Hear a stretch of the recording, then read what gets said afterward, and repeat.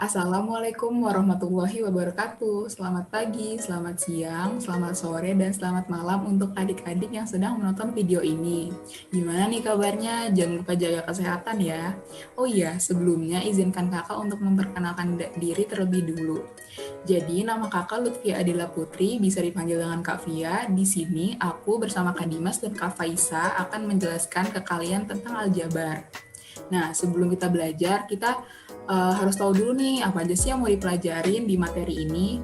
Jadi kita belajar yang pertama itu ada pengertian, yang kedua ada penjumlahan, yang ketiga ada pengurangan, yang keempat ada perkalian dan pembagian, yang kelima ada sifat-sifat, dan yang keenam ada contoh soal. Nah, kita langsung aja ya ke pengertiannya terlebih dahulu.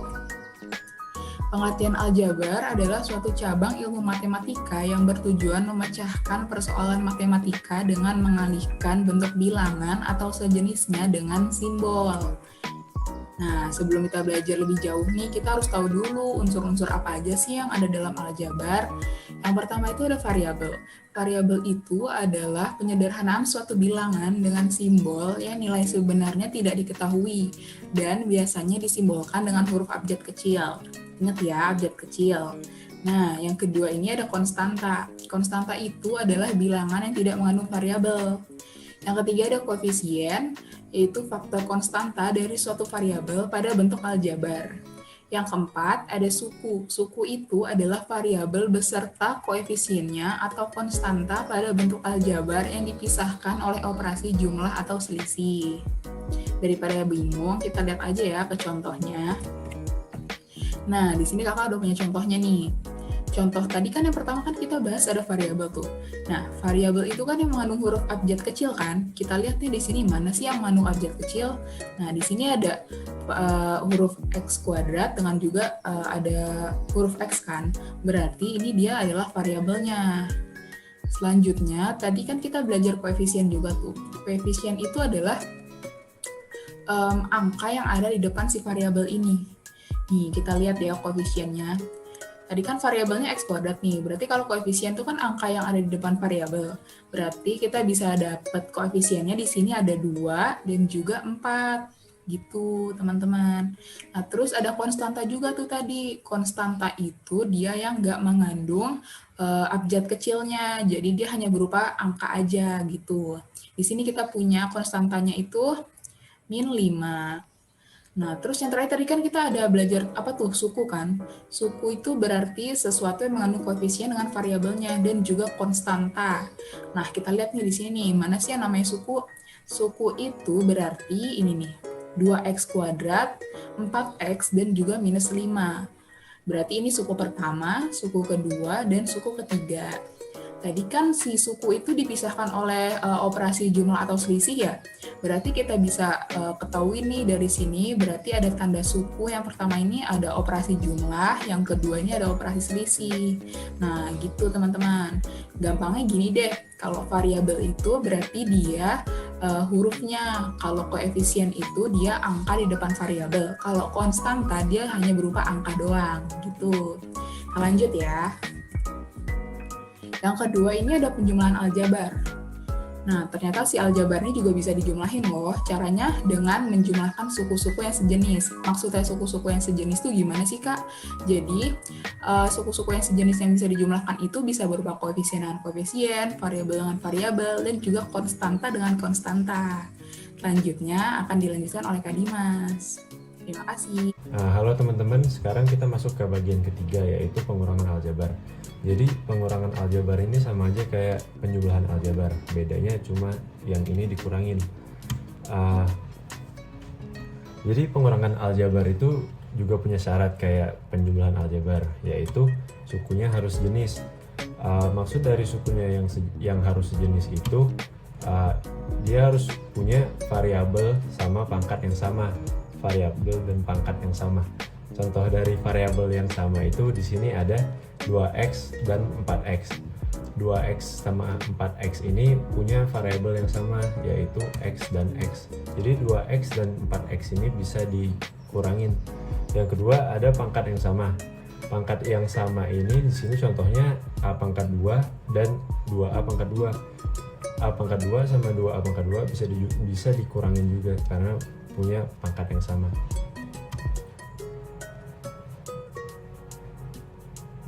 Sekarang kita lihat contohnya. Di sini ada 2A dikurangin 2. 2A dikurangin A. Kalau kita lihat 2A sama A itu punya variabel yang sama, yaitu A. Jadi bisa dikurangin, jadinya A. Kenapa bisa kayak gitu? Karena 2A itu kalau kita pecah jadinya A plus A dan dikurangin A, jadi hasilnya A. Yang kedua, di sini ada 10x kuadrat dikurangin 3x kuadrat. Nah, 10x kuadrat sama 3x kuadrat ini kalau kita lihat punya variabel dan pangkat yang sama, yaitu variabelnya x pangkatnya 2, satunya juga x pangkat 2. Jadi bisa kita kurangin, hasilnya 7x kuadrat. Nah, ini contoh yang nggak bisa dikurangin karena memiliki variabel dan pangkat yang beda. Contohnya 5x sama 4y. Kalau 5x nggak bisa dikurangin 4y, jadi hasilnya tetap 5x dikurangin 4y. Yang kedua, ada contoh variabelnya sama tapi pangkatnya beda. Jadi 9x kuadrat dikurang 7x sama, jadi hasilnya sama 9x kuadrat.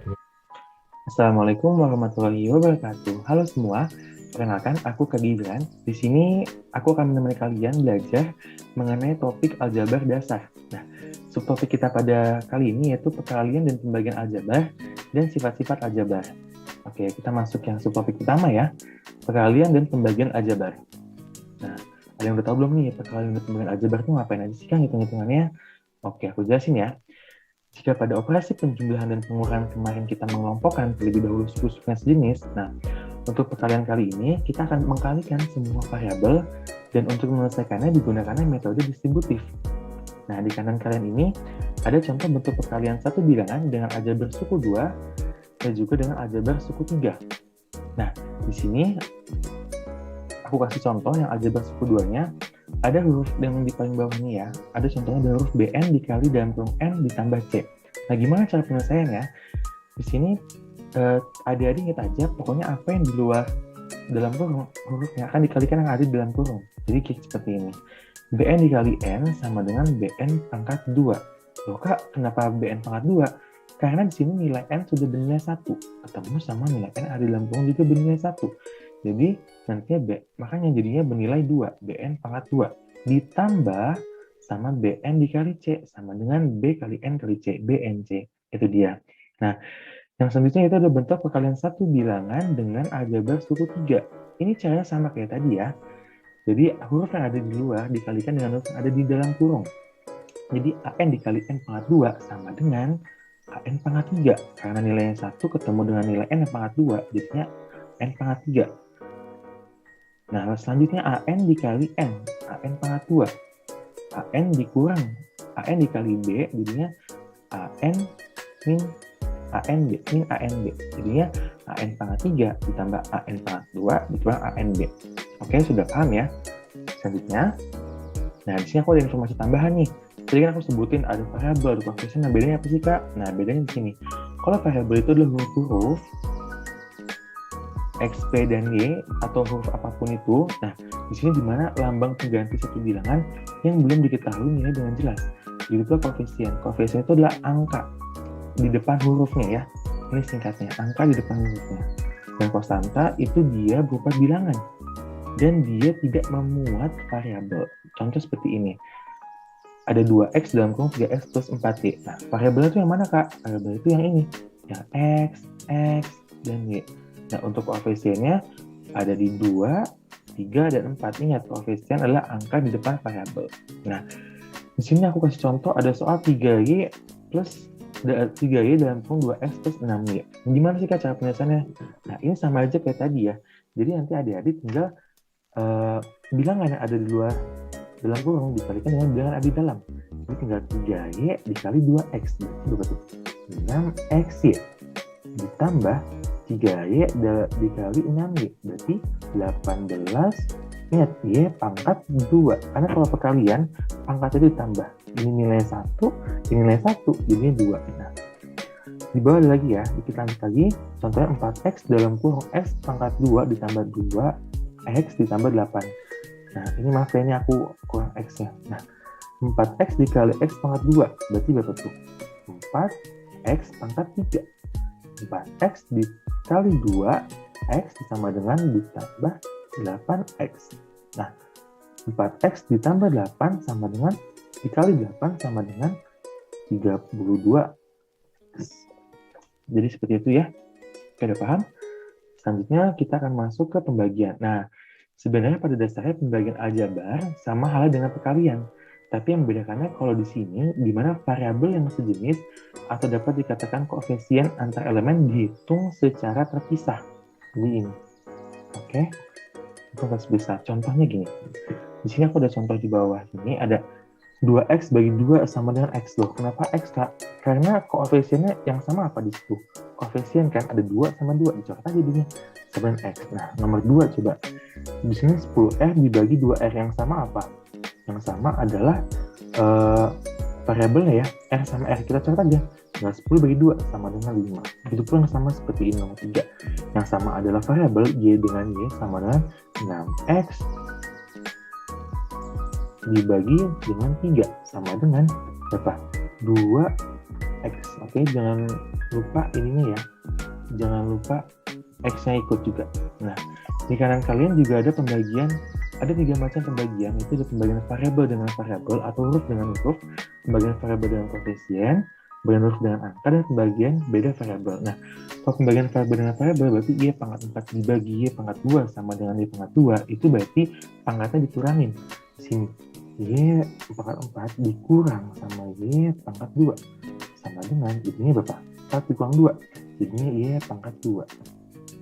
Itu dia. Nah, untuk nomor 2 juga, nomor 2 adalah 14Y dibagi 7. Nah, biar mudah nanti kita variabelnya kita pisah aja. Jadi yang koefisiennya kita gabung, kita kelompokkan. Sini jadi 14 dibagi 7 sama dengan 2. Nah, Y-nya tinggal masuk deh sama dengan 2Y. Nah, yang ketiga adalah pembagian beda variabel. Gimana Kak kalau pembagian beda variabel? Nah, di sini ada X dibagi Y. Berarti X, Y, 0 dikurang 1 sama dengan X, Y, min 1. Itu dia. Oke, untuk pembagian seperti itu. Dan yang terakhir adalah kita akan masuk mengenai sifat-sifat aljabar. Ada apa aja sih Kak sifat-sifat aljabar?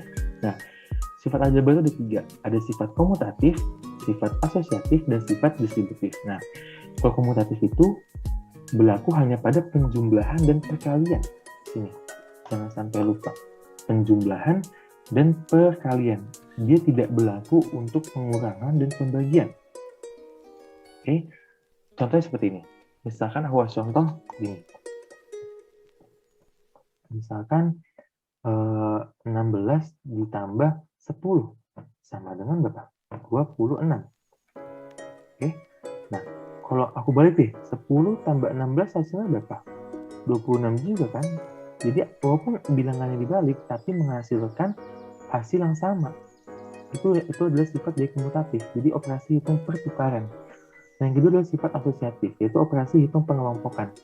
Di sini dia juga sama, dia hanya berlaku pada penjumlahan dan perkalian, tidak berlaku untuk pengurangan dan pembagian. Contoh, misalkan 2 ditambah 12 dalam kurung ditambah 4 sama dengan berapa? Ayo, 18 ya. Nah, sekarang kita balik di sini. Kita balik, jadi nanti dalam kurungnya 2 ditambah dalam kurung 12 tambah 4 sama dengan berapa? 18 juga ya, sama. Nah, jadi hasilnya akan sama walaupun caranya dibolak-balik, tapi hasilnya sama. Oke, itu adalah sifat asosiatif. Dia adalah pengelompokan. Jadi bedanya komutatif dan asosiatif, itu kalau asosiatif itu ada pengelompokan, ada tanda kurungnya. Kalau komutatif itu tidak diperlukan pengelompokan dan tidak diperlukan tanda kurung. Nah, oke. Dan yang terakhir adalah sifat distributif. Sifat distributif adalah sifat yang meliputi operasi perkalian menjadi penjumlahan atau pengurangan. Nah, di sini dia jadinya di distributif ini gabungan dari sifat asosiatif dan komutatif. Contohnya seperti ini. Y dalam kurung 2x tambah A. Oke, tambah A sama dengan berapa? Nah, kayak tadi aku bilang. Jadi bilangan yang di luar kurung dikalikan bilangan yang ada dalam kurung, jadi sama dengan 2XY tambah AY. Oke, ini ya. Nah, itu. Oke, itu aja sih dari materi dari aku. Semoga kalian paham ya. Pesan aku cuma satu, rumus itu bukan untuk dihafal, tapi untuk dipahami. Itu intinya. Jadi adik-adik jangan menghafal rumusnya, tapi adik-adik harus pahami maksud dari setiap pembelajaran lain. Gitu ya. Oke semua, tetap sehat. Terima kasih.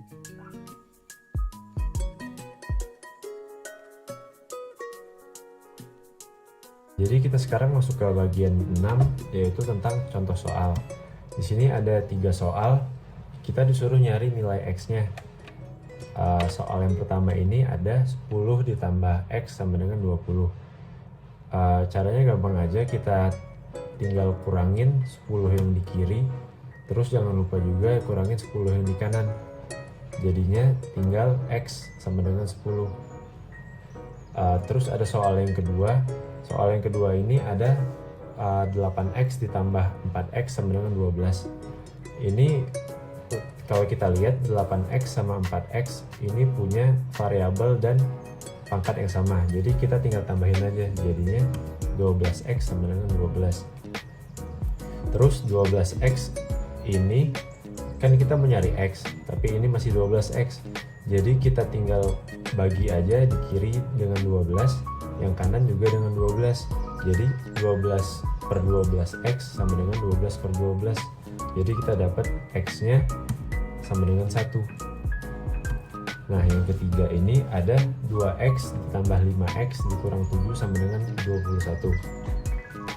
Langkah pertama ini kita lihat ada 2X sama 5X punya variabel dan pangkat yang sama. Jadi kita tinggal tambahin aja 2X ditambah 5X sama dengan 7X. Terus kan kita lihat ada ini ada 7. Jadi kita tambahin 7-nya di kiri, jangan lupa juga tambahin 7-nya di kanan.